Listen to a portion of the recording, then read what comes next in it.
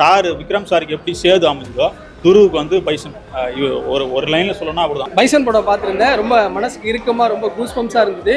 ரொம்ப அருமையான படம். டேஸ்ட்டை சொல்லி தான் ஆகணும், ஏன்னா இப்போ காலத்து பையங்களுக்கு இதெல்லாம் தெரியாது.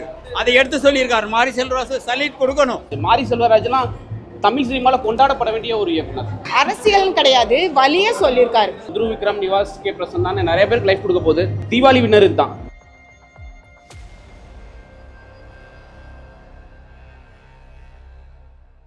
எல்லாருமே சொல்றாங்க அவர் எடுக்கிற மூவி எல்லாமே கேஷாக தான் இருக்கு அப்படின்ட்டு. அவர் பட்டதையும் அவர் தெரிஞ்சதும் தான் எடுத்துருக்காரு. அவர் எதை பார்த்து வளர்ந்தாரோ அதை பார்த்து எடுத்துருக்காங்க. இல்லை, அப்படிப்பட்ட ஒரு மக்களோட வழி இருக்கு, மற்றவங்களுக்கு தெரியணும்ல. ஏன்னா ஒருத்தவங்க ஹையில் இருக்கிறவங்களோட வழி தெரியாது, அவங்களோட கஷ்டங்கள் தெரியாது. ஆனால் லோவில் இருக்க பீப்புளோட மக்கள் வந்து யாராவது சொன்னாதான் தெரியும். அப்படி சொல்லும் போது இது நல்லா தான் இருக்கு. இதுவும் அவரோட லைஃப் ஸ்டோரியை சொல்லியிருக்காரு. எப்படி அவர் வந்து கஷ்டப்பட்டாப்புல, அவர் சின்ன வயசுல எப்படி கஷ்டப்பட்டாப்புல, மேலே வந்தாப்புல, அவங்க வீட்டு பக்கத்தில் உள்ளவங்க வந்து எந்த மாதிரி கஷ்டப்படுறாங்க எல்லாத்தையும் மொத்தமாக எடுத்து ஒரு கதையாக சொல்றாரு. அவர் வில்லேஜ் சைடு வந்து கேஸ்ட் இப்போ வரைக்கும் நடந்துதான் இருக்கு, இங்கேயும் நடக்குது. ஆனால் இங்கே சென்னையில் வந்து யாருமே காட்டிக்க மாட்டாங்க. ஊர்லனா இப்போ வரைக்குமே காட்டி தான் இருக்காங்க. ரிலேட்டிவ்ல கூட காட்டிப்பாங்க, ரிலேட்டிவ்லாம் காட்டிப்பாங்க, அவங்க ரிலேஜன்லையும் எல்லாத்துலையும் காட்டிப்பாங்க. ஆனால் இவர் வந்து எல்லா ஸ்டோரியும் அதேமாதிரி எடுக்கிறாங்க. இது கொஞ்சம் ஸ்போர்ட்ஸ்க்கு இம்பார்ட்டன்ட் கொடுத்து, ஒரு ஸ்போர்ட்ஸில் இருந்தால் ஒரு ஃபேமிலியோட கஷ்டம் எல்லாமே மாறிடும். சின்ன ஃபேமிலியாக இருந்தால் சின்ன ஊர்லேயே இருக்கணும், சின்ன சிட்டிலே இருக்கணும் அப்படின்ட்டு சில பேர் நினைப்பாங்க.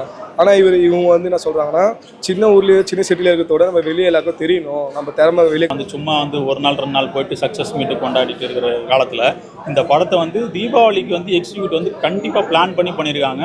இந்த ரிவ்யூஸை வந்து பார்த்துட்டு கண்டிப்பாக மக்கள் வந்து உள்ளே வருவாங்க. தீபாவளிக்கு எந்த படத்துக்கு போகிறதுன்ற கன்ஃபியூஷனில் இருக்கிறவங்க வந்து கண்டிப்பாக இந்த ரிவ்யூஸ்லாம் பார்த்துட்டு ஒரு ஃபேமிலி பேக்கேஜாக இந்த படம் இருக்குது. ஒரு அண்ணன் அக்கா தம்பி பாச போராட்டம், அப்பா புள்ள பாச போராட்டம், அந்த ஊர் மக்கள் வந்து அந்த பையனை கொண்டாடுற ஒரு என்ஜாய்மெண்ட்டு, அதுக்குள்ளே நடக்கிற வன்முறைகள், அந்த 80s 90s நடக்கிற ஒரு கலவரங்கள், இந்த கலவரங்கள்லாம் தாண்டி ஒருத்தன் வந்து எப்படி வந்து மேலே வந்து அந்த கோலை அடையிறான்றதை வந்து சூப்பராக அந்த ஒன்லைனை எடுத்து செம்ம ஸ்க்ரீன் பிளே ப்ரெசன்ஸ் கொடுத்து அவருடைய வாழ்விலை சார்ந்து எடுத்திருக்காரு. அந்த தென் மாவட்டங்களில் இந்த படம் வந்து பெருசாக கொண்டாடப்படுது சார். தென் மாவட்டங்களில் வந்து தீபாவளிக்கு வந்து ஹவுஸ்ஃபுல் ஆக போகிற படம் வந்து பைஸ்தன் மட்டும்தான். நீங்கள் வேணால் பாருங்கள், மற்ற 2 படங்களை விட இந்த படங்கள் வந்து தென் மாவட்டங்கள், திருநெல்வேலி, தூத்துக்குடி இந்த ஏரியாவில் வந்து படங்களை வந்து கொண்டாடுவாங்க.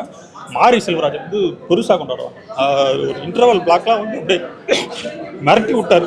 ஃபேமிலியோட நீங்கள் பார்க்க முடியாது, ஏன்னா வந்து இது வந்து ஒரு வலியை சொல்லும்பொழுது வயலண்ட்டை சொல்லி தான் சொல்ல முடியும்.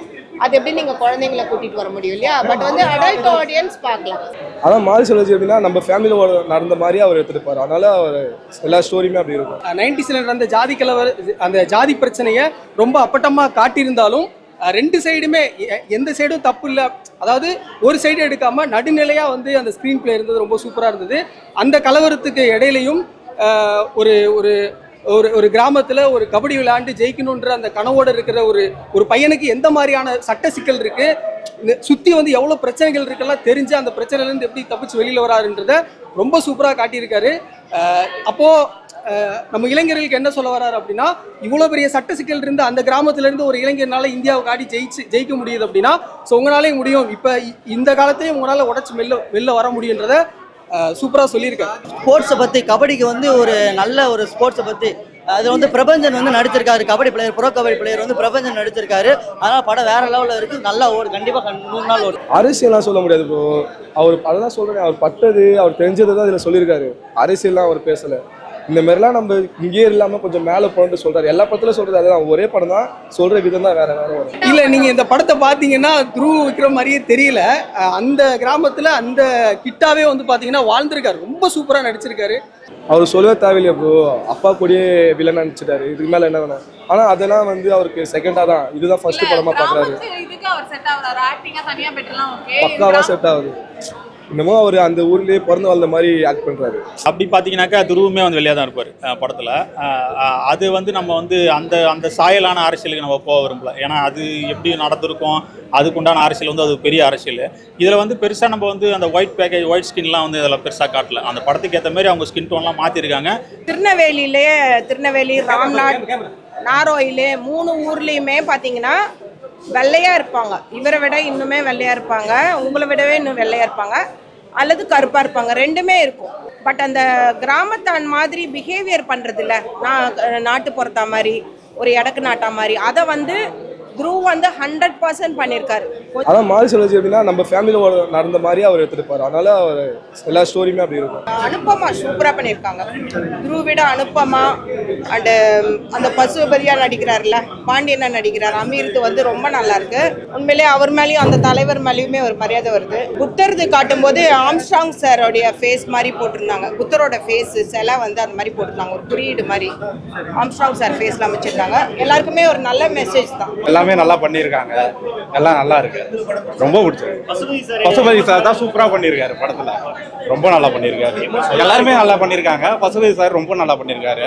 ரொம்ப நேரம் ஒரு டைலாக் இல்லை ப்ரோ, எக்கச்சக்க டைலாக் நல்லா பண்ணியிருக்காங்க, ரொம்ப நல்லா இருக்கு, எக்கச்சக்க டைலாக் இருக்கு, நல்லா பண்ணியிருக்காங்க.